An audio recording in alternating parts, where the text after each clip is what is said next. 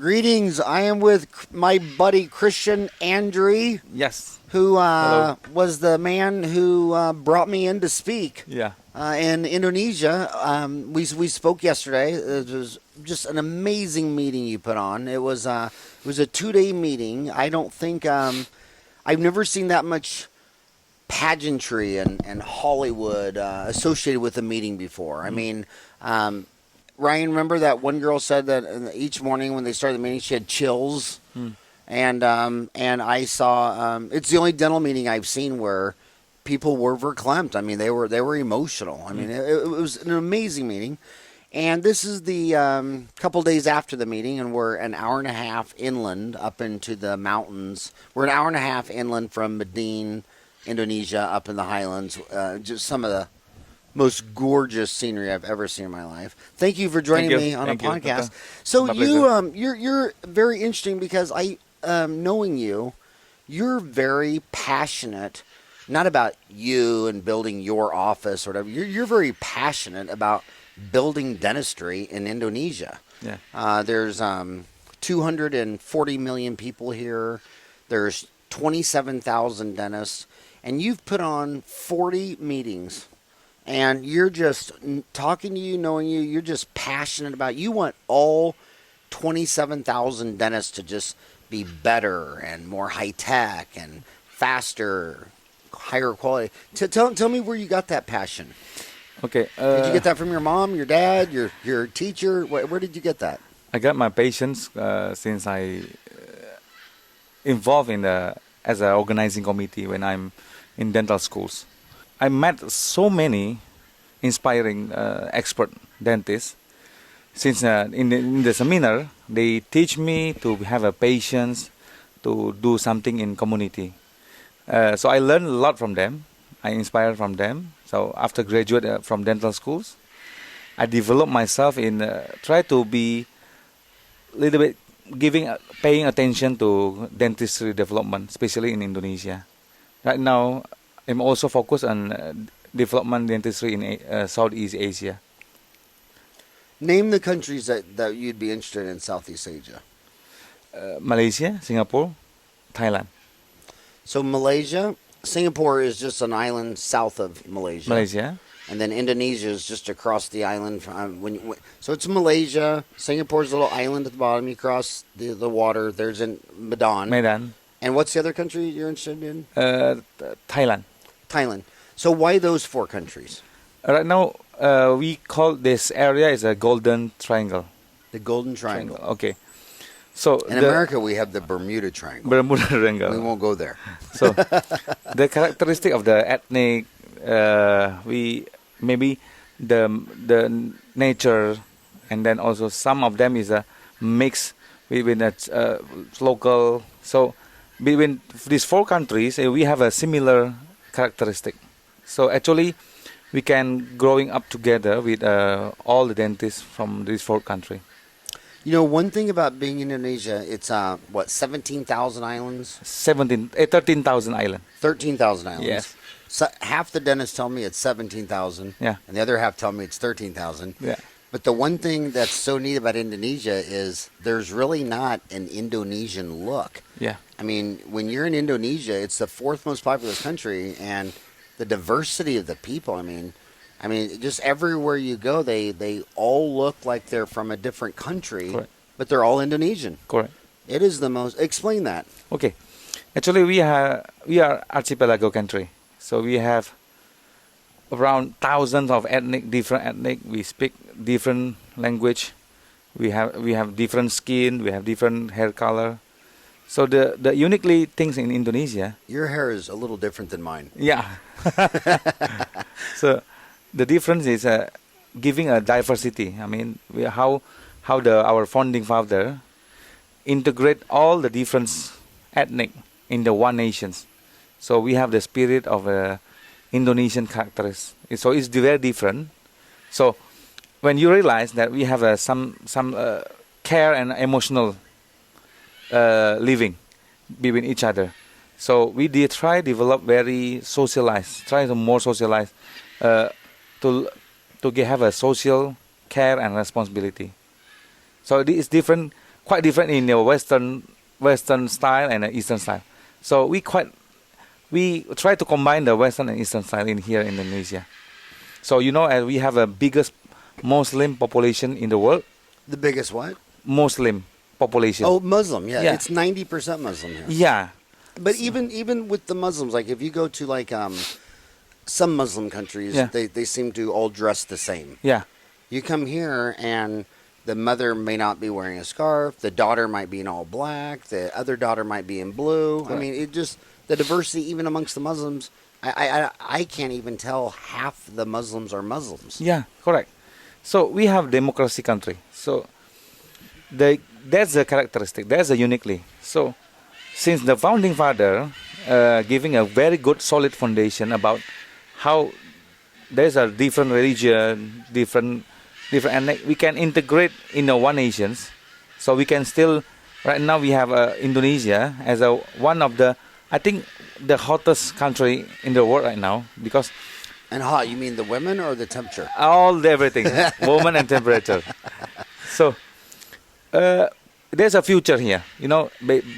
Besides we have a very rich natural resources, right? We have a very lot of population.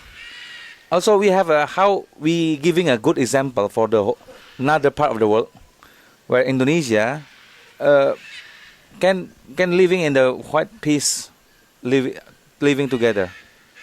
So I think Indonesia can be a very good example for the world. And I have to give a shout out to some of the other Muslim countries Yeah.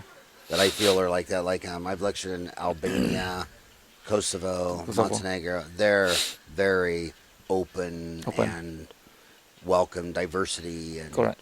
And nobody could care less that I was a Catholic from the United States. Correct. They're just So that's the point. Since we know that one of the right now Dubai, they really open expatriate. They open a lot of expert. They invite a lot of expert for teaching for some professional field. Indonesia, right now we try to think more globally. So that's why in dentistry we try to develop that even Indonesian can treat the foreigner. So for example, my patients, a lot of my patients are also foreigner.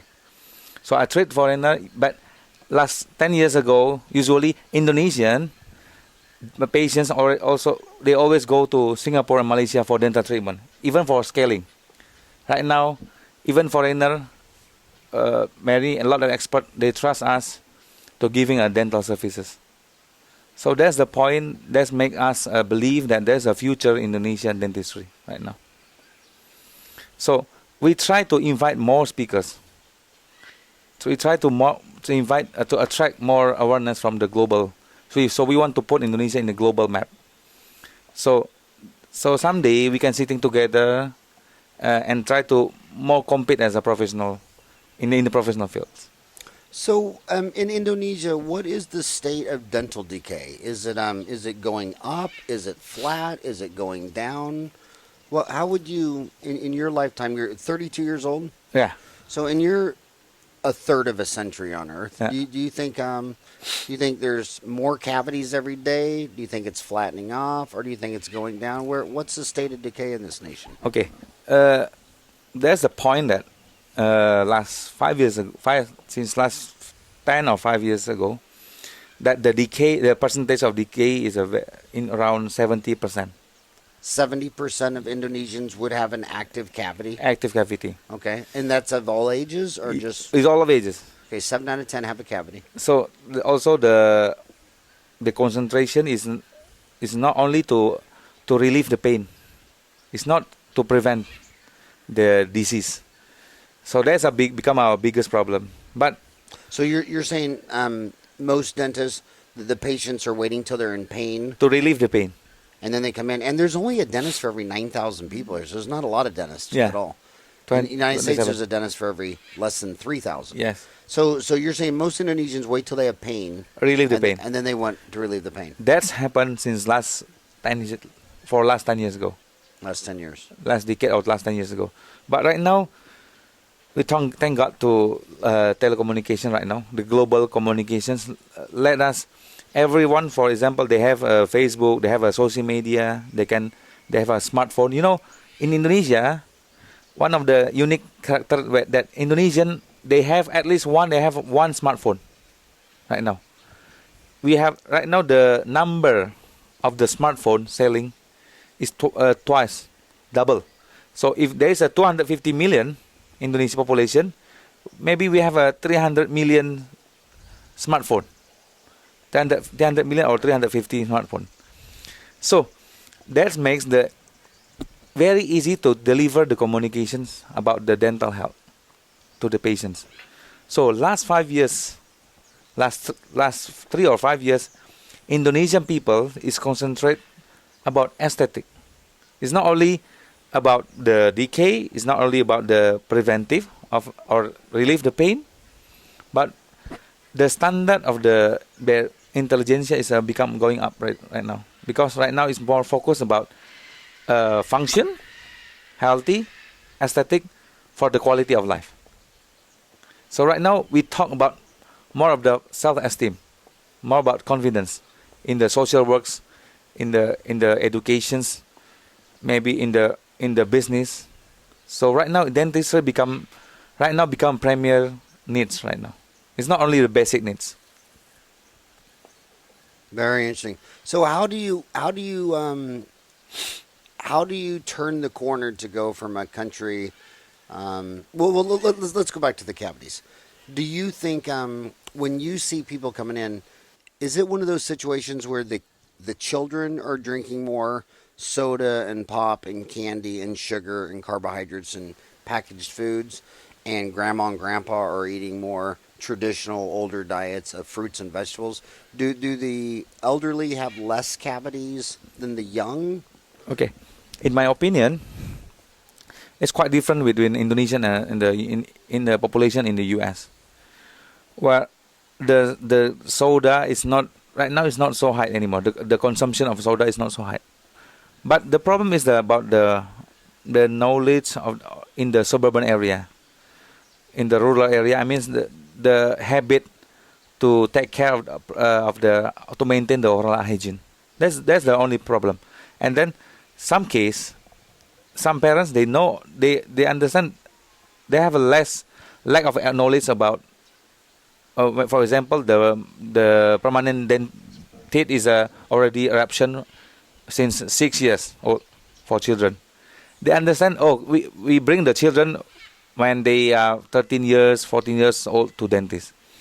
So they have a lack or less information about the eruption teeth.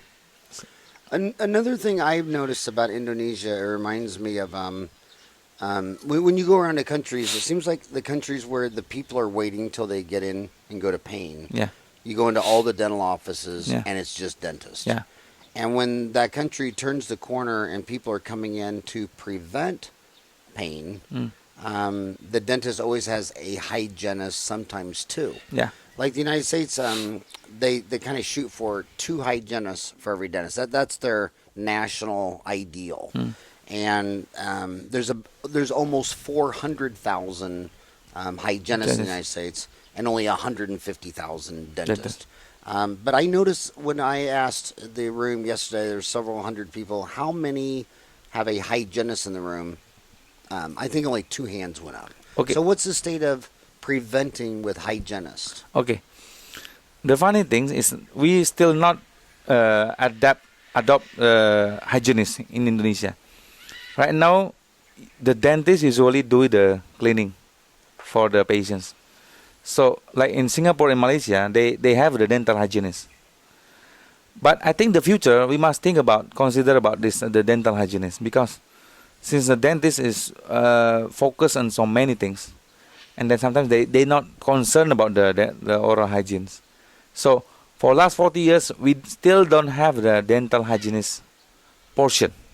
So we don't have any dental hygienist here.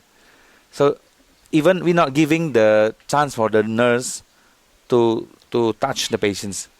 So usually dentists giving the cleaning for the patients.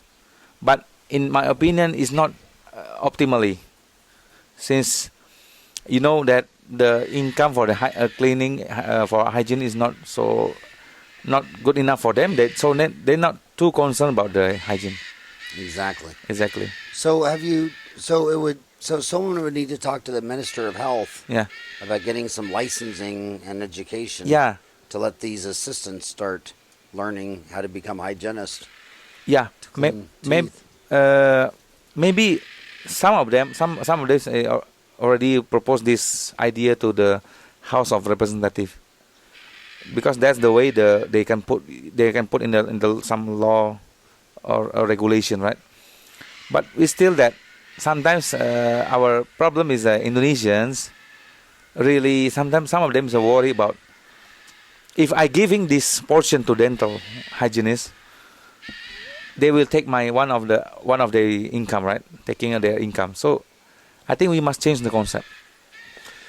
Well, it's an old concept of humans of thinking in fear and scarcity. Correct. And thinking of hope, growth, and abundancy. Correct. And you have to start thinking with the end in mind. Yeah. You know, how you're 32. Yeah. Let's say you die when you're 102. Yeah. So how would you like the Indonesian dentistry to be when you're 102? Yeah. Obviously, there would be dentists and hygienists and prevention. Yeah. So then you get that's thinking with the end in mind. So now we go back to today, and we think in abundancy, and it's hard. Humans think zero-sum game. They think, well, if I give you a piece of pizza, I have less. Yeah. When you think in abundancy, you think, let's just make the pizza bigger. Correct. Let's make the pizza bigger. Yeah, let's make the pizza bigger. And so what's your next goal now? I mean, you're a man of many goals. You have 6 offices, 5 are what I would consider high-end dentistry, Yes. higher cost, a Mercedes, a Porsche, an Audi. You have one of your 6 offices is more middle of the road family practice. Yes. I was wondering, have you ever thought that you might ever try to do a low cost? Yeah. Because I noticed we were talking yesterday about your government, 2 years ago? Yeah. Passed national dental insurance. That is not the insurance. Is that for anyone or just children or? It's for anyone, from children to geriatric. And Yes. that's 2 years into the making now? Yes. And have you eyed that market? Are you thinking about that market? Yeah. Or? Yeah. I think that's a very good idea. That's a very solid foundation for us for dental insurance, right? Since we know that to coverage a lot of people, to reach a lot of people, I mean, we need to upgrade the low class patients into the middle. So since last 7 or 10 years ago, the number of middle class populations become more high. So our government is trying to consider to giving the dental insurance, national dental insurance, to help some people that cannot afford the dental services. So it's good for us. It's good for dentistry. I mean, there's a limitation. I mean, the product of the services in the national dental insurance is very limited, right? They can do extraction, they can do filling, they can do scaling, they can do wisdom tooth surgery. But some of them is like some of the service like prosthetic, dental whitening, orthodontic, some of maybe the advanced root canal, maybe the surgery, very advanced surgery is not provided by the national dental insurance. So I think we try to increase more people that concern in dental health. So in the other part where the dentist who's working for national dental insurance, they will do the best to giving the dental health services. And then the other part, where the doctor is working for the private dentist, the general practitioner, the specialist, the hospital, they try to find the more middle to up kind of the services. I mean, for complicated treatment. So that's the way for from the government to bring the Indonesian dentistry to the next level of the dentistry. So they sounds like the national government insurance is going to cover basic dentistry, Yes. not high cost cosmetic No. elective dentistry. Yeah. But I noticed one of the things you covered in your basic dentistry was wisdom teeth. Yeah. I noticed that's a debate around the world. I know Americans seem to pull out the highest percentage of wisdom Yeah. teeth. Germany has cut the percent of wisdom teeth they remove in half over the last decade or so. Yeah. In Indonesia, what percent of the wisdom teeth do you think eventually need to be removed from a person? Uh, I think around 45 to 50%. Half of them need to come out. Yeah. I want to switch gears to a totally different subject. In 1950 in the United States, Yeah. 50% of adults smoked, Yeah. and by 2015, Yeah. it was under 20%. It's Yeah. down to about 18%. Yeah. I noticed in Indonesia, 90% of adult male smoked, and 30% of adult female smoked. Does that cause many dental issues? What are your thoughts on this the smoking and dentistry? Do you think it's causing more oral cancer or gum disease or Okay. what are your thoughts on that? The manufacture of the cigar is quite developed here. Since yeah, okay. I'm not knocking anybody who Yeah. likes a good cigar and a cup of coffee Yeah. or a martini. Yeah. So our government try to restrict the commercial or advertising about the cigar here When was that? since 5 years ago. Okay, 5 years ago they Yeah. started that. Okay, so Okay. 5 years. What So did they stop? any entertainment concert, any sports, they don't allow the commercial about the advertising about the cigar. And Ryan, I don't think I've seen one cigarette advertising. Right now, I don't. So this is 2016. So 2010, 10. about 2010. Yeah, They banned all advertising. they ban all advertising. Okay. So you can advertise the cigar in TV commercial On after TV. yeah, on TV after 10 p.m. Below 10 p.m. Yeah. You cannot put any advertise about cigar. Huh. That's the way. That's the point. One point. Number two, but still the population of men who consume the cigar is around 80%. So it's still very high. 80%, not 90. Not 9. Okay, 80%. So it's Okay. still very high. Yeah. So the problem because of the smoking, we know that in dentistry, the correlation, the relationship between the cigar and the gum disease, and and the stain, everything. Still, I think very high correlation between the cigar and the dental disease, right? My favorite joke in before they, let's go back 25 years ago when you were, lecturing around. I'd say like in the 1990s when restaurants in like St. France had a smoking section. In America you'd have a smoking section and a non-smoking. Non-smoking section. And the joke in France was they had a smoking section and a chain smoking This is what they section. said. But it's really that's one of the biggest dental things I've seen change in my lifetime. I mean, when I got out of school in '87, you could smoke anywhere, Yeah, and now, 28 years later, I mean, it's a taboo. I mean, it's taboo. you can't smoke pretty much anywhere. Yeah, you there's know? a private room for smoking. Yeah, I know. Yeah. So that's interesting. So you're a man of so many missions. What is your next project? In my personal needs, is I want to develop my practice, right? I want to develop. Since I have right now, I have the 30 associates, dentists, who is 30 associates. who is working for me. So I want to try to develop my clinic as one of the. I mean, try to be okay. We have an aesthetic, but we try to more close with the community. So okay, there's a premium product. There's a mass product also. So we try to combine the aesthetic. We try to follow the global needs, global trends, but we still consider about the community.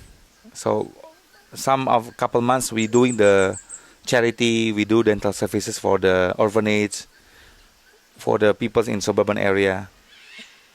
Also, I consider about try to make the some events that very uniquely.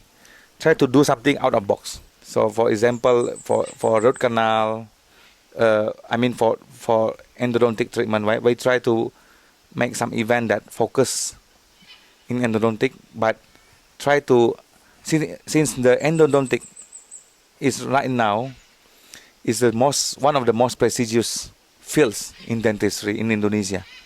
Last 10 years ago, no one touched root canal. No one touched endodontic. Endodontic become a taboo for the dentists, some dentists. But since the technology, the adequate information, adequate science, led the high percentage of the successful case. So many right now, if you ask the fresh graduate, maybe 40% or 50% they want to enter the endodontic specialist. So it's quite interesting for us right now, for in the future, that we want to make all the fields in dentistry in Indonesia is more can compete in the global competition. So we want to try to make some of the figure or persona as a global player. So we have maybe some of our dentists is very respectful dentists in Southeast Asia. Some of them invited as a speaker, some of them invited as a lecturer. So our idea, we want to the transfer of the knowledge and spirit from the global player. They coming to Indonesia, they inspiring, they giving a good example, they motivate, they giving a trigger. Then in the next 5 years, 10 years, some of us is gonna be a global player as a respectful expert in the world map. I love your passion, and I want to give a shout out to the Dental Town team. We have several dentists that work for us. Ken Sirota, who's an endodontist in Toronto that works for Dental Town, and Howard Goldstein's a dentist in Bethlehem, Pennsylvania, that runs the online C at Dental Town, and they have put up on your smartphone, on your iPhone, on your Samsung, on your 2 different endodontic curriculums. Yeah. That are like 25. One's like 25 hours long. One's like 40 hours long. That is taught by two different programs taught by 2 of the greatest legends in dentistry. And oh my God, they're just amazing. But it's true, when you go around the world, the rock stars of dentistry are not cosmetic dentists doing fancy veneers on some woman, The rock stars in dentistry around the world are people getting you out of pain, and that's an endodontist or an oral surgeon. Yeah. So in Indonesia, what percent now that endo has taken off? What percent is pain treated by oral surgery and exodontia and extraction versus we're going to save this tooth with a root canal? The population of the dentists. Yeah. I think it's not. The oral surgeon is very less than 20%. But when the people come into your office, Yeah. what percent choose the extraction? What percent are choosing the root canal? If you asking these questions to my senior dentist last 10 years ago, maybe it becomes 60%. But right now I think it's below 30%. Below what? Below 30%. Below 50 or 30? 30%. Below, so it's gone from 60% 10 years ago become to 30%. Yeah. Nice. So they consider to try to maintain the original teeth. They don't want to extract the teeth right now. They don't want to extract it. And yeah, who wouldn't? Okay, well, I think what we're going to do, Ryan, and I think what we're going to do is we're going to end the podcast here, and then we're going to drive, an hour away to Hot Springs, and Mountain Hot Springs, see if we want to continue that this lecture at a different location. Yeah. Okay, thanks a lot. Okay, thank you so much. Thank you. Did enough work in Indonesia. It's time to relax a little bit in these nice hot springs.